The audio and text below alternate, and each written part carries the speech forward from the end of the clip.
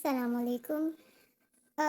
हम आज जो स्टार्ट कर रहे हैं वो है जनरल एनाटॉमी। जनरल एनाटॉमी का इंट्रोडक्शन कि एनाटॉमी क्या होती है, एनाटॉमी की कितनी ब्रांचेस हैं और इसमें हमने क्या स्टडी करना है और एग्जामिनर जो है वो हमसे क्या पूछता है।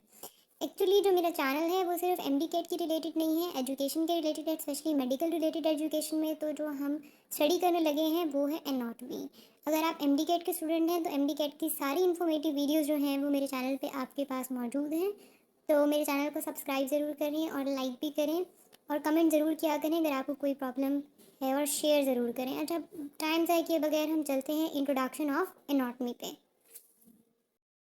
एनाटॉमी जो है वो साइंस की ब्रांच है जिसमें हम स्ट्रक्चर्स बॉडी के, एनिमल हो प्लांट हो, डील करते हैं। जनरल एनाटॉमी आ गया, लेकिन अगर आप स्पेसिफाई कर दें इसको ह्यूमन एनाटॉमी में, तो ह्यूमन एनाटॉमी में हम ह्यूमंस के स्ट्रक्चर्स को स्टडी करना एनाटॉमी कहलाता है। अब एनाटॉमी का जो वर्ड है वो ग्रीक से निकला है जिसका मतलब है टू कट अप, यानी एना का मतलब होता है एक्सेसिव और अगेन, और टॉमी क्या है, कटिंग।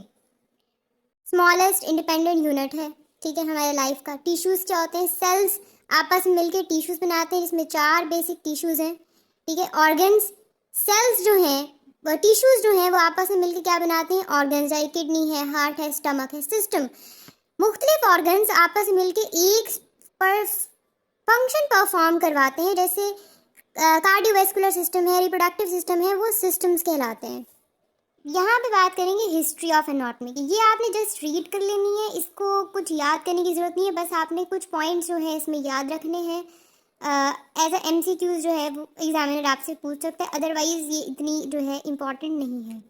नेक्स्ट अगर हम बात करें ब्रांचेस की, जो कि क्या है जी, मेन ब्रांचेस हैं, ठीक है। मेन ब्रांचेस हैं किसकी, एनाटॉमी की, जिसमें ग्रॉस एनाटॉमी है, हिस्टोलॉजी है, एम्ब्रियोलॉजी है और न्यूट्रो एनाटॉमी है। ग्रॉस एनाटॉमी को मैक्रोस्कोपिक एनाटॉमी भी कहते हैं। अब नाम से जाहिर है कि वो स्ट्रक्चर्स बॉडी के जो कि हमें विजिबल हों, ठीक है, जो हमें क्या हो, विजिबल हों, उसको ग्रॉस एनाटॉमी कहते हैं। हम नेकेड आई से जो है वो देख सकते हैं।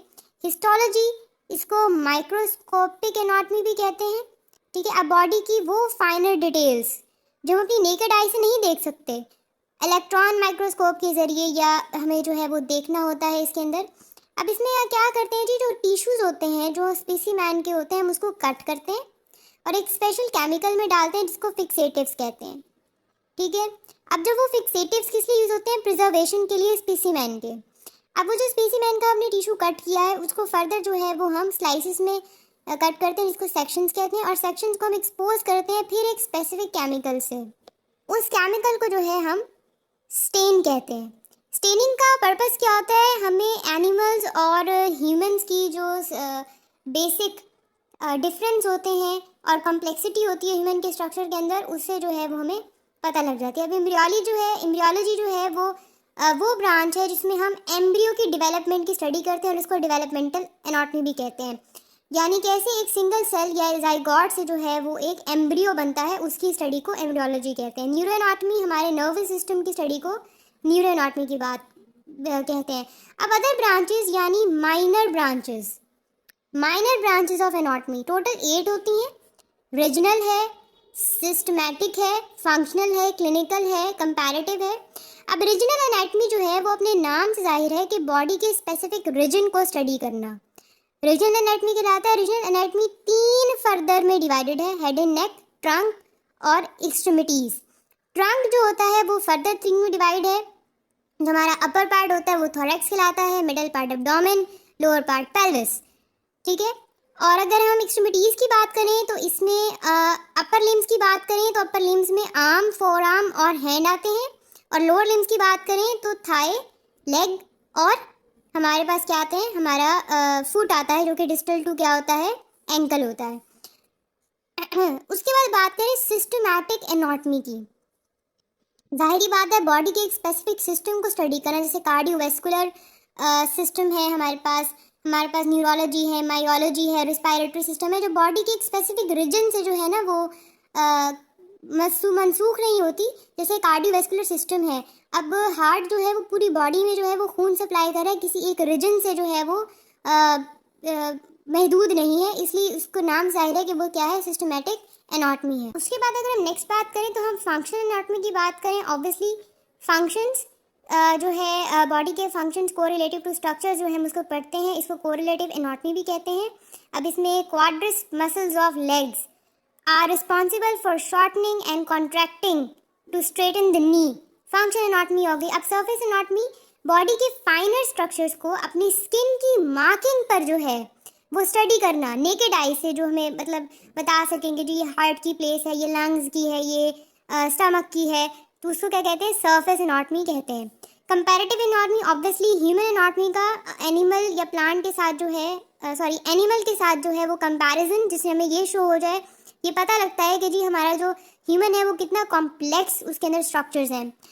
रेडियोग्राफिक एनाटॉमी नाम से जाहिर है कि हम अल्ट्रासाउंड्स और जो है वो एक्सरे से जो है बॉडी के डीपर स्ट्रक्चर्स, फाइनर और डीपर स्ट्रक्चर्स को जो है वो स्टडी करते हैं। Regional anatomy, surgical anatomy, anatomy जो सर्जन्स के लिए बहुत ज़रूरी है, वो एनाटॉमी नहीं पढ़ेंगे तो सर्जरी कैसे करेंगे। और अप्लाइड एनाटॉमी जिसको हम क्लिनिकल एनाटॉमी भी कहते हैं, जो कि क्लिनिक्स में यूज़ होती है कि आप जो है वो एक पेशेंट को डायग्नोस कर दें और उसका ट्रीटमेंट करें। किसका ट्रीटमेंट करें जी, पेशेंट की डिजीज़ का, अप्लाइड एनाटॉमी कहलाती है। नेक्स्ट टॉपिक है जी इंपॉर्टेंस ऑफ एनाटॉमी, कि एनाटॉमी क्यों ज़रूरी है। सबसे पहले तो आपको अंडरस्टैंडिंग हो जाती है इसेंशियल फंक्शंस और स्ट्रक्चर्स की ह्यूमन बॉडी की। दूसरा, स्ट्रक्चर और फंक्शन चेंजेस टिश्यूज़ के लेवल पर जो है आप पढ़ सकते हैं, जिससे आप डिजीज़ जो है वो डायग्नोस कर सकते हैं कि भाई ये डिजीज़ हुई है। और उसका फंक्शन क्या है जी, रीजनल एनाटॉमी जो है वो बहुत इंपॉर्टेंट है सर्जन्स के लिए, कि सर्जन सर्जरी तब करेगा जब उसको एनाटॉमी स्टडी की होगी उसने। और एनाटॉमी हमारे एम्ब्रियो की स्टडी को, यानी ऑब्वियसली आपकी बॉडी के स्ट्रक्चर्स की स्टडीज़ को, कि क्या क्या चेंजेस आती हैं, कैसे बोन्स जो हैं वो मूवमेंट करवाती हैं, एटसेट्रा तमाम क्या है, एनाटॉमी है, इंपॉर्टेंस है एनाटॉमी की। यहाँ पे जो है एनाटॉमिकल वेरिएशंस होती हैं, ये जो है कोई हार्म कॉज नहीं करती, लेकिन जो है ये कंपैरेटिवली हर डिफरेंट और जो है पर्सन्स में वो डिफरेंट होते हैं। यानी यहाँ पे कुछ एग्जांपल्स आपको गिवन है, तो आप ये एग्जांपल्स पढ़ लेंगे जिससे आपको आइडिया हो जाएगा कि भाई ये कैसे। अब देखें, normally ulnar artery courses deep to the flexor muscles, normally ये है, लेकिन कुछ पर्सन्स में ये superficial to the flexors muscles हो जाती हैं। तो इस तरह की ये जो है ये जनरल एनाटॉमिकल वेरिएशंस हैं, लेकिन इनका कोई जो है वो हार्मफुल इफेक्ट नहीं होता बॉडी पे। जैसे अब काफ़ी सारे लोग, अब देखिए नॉर्मली हमारा हार्ट जो होता है वो लेफ़्ट साइड पर होता है, ठीक है, लेकिन कुछ लोगों का ये राइट साइड पर भी होता है, तो वो उससे उनकी कोई फंक्शन को कोई डिस्टर्ब नहीं कर रहा, लेकिन क्या है जी, एनाटॉमिकल वेरिएशंस हैं। तो उम्मीद है जी आपको एनाटॉमी के फर्स्ट चैप्टर की समझ आ गई होगी। इसमें बस आपने यही टर्मिनोलॉजीज याद करनी है कि एनाटॉमी क्या होती है, एनाटॉमी की मेन ब्रांचेस कौन सी हैं, माइनर ब्रांचेस कौन सी हैं, एनाटॉमी की इंपॉर्टेंस क्या है और वेरिएशंस क्या हैं।